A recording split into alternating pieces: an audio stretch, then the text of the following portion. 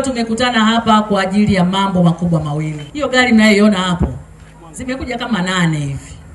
Kama 8 hivi. Lakini nilisema Kahama lazima tupeleke hilo gari. Hilo gari kazi yake ni kuinua na kusimika nguzo za zege. Nimekuja hapa pia kusisitiza kuhusiana na swala la nishati safi ya kupikia. Ninajua juhudi kubwa zimeshafanyika za kuhakikisha wakina mama wanatumia majiko banifu, wakina mama wanatumia umeme kwenye nyumba zao. Niwaombe sana wananchi wangu wa Kahama, tuanze kutumia majiko ambayo hayachafui mazingira, yanalinda afya zetu, lakini yanaokoa muda kwa ajili ya kuendelea kufanya shughuli za kiuchumi.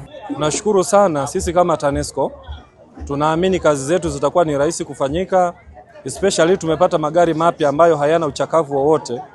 Nadhani shughuli zetu za kila siku za kuhudumia wateja, maunganisho mapya, miradi itaenda kwa haraka. Kwa kweli tunaishukuru sana serikali kwa kutusaidia kwenye hili, maana hapo nyuma tulikuwa na vitendea kazi vilivyochakaa sana.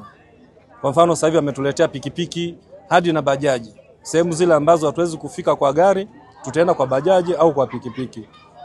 Kiujumla tunashukuru sana kwa kuwa kazi yetu sasa imerahisishwa. TANESCO, tunayaangaza maisha yako.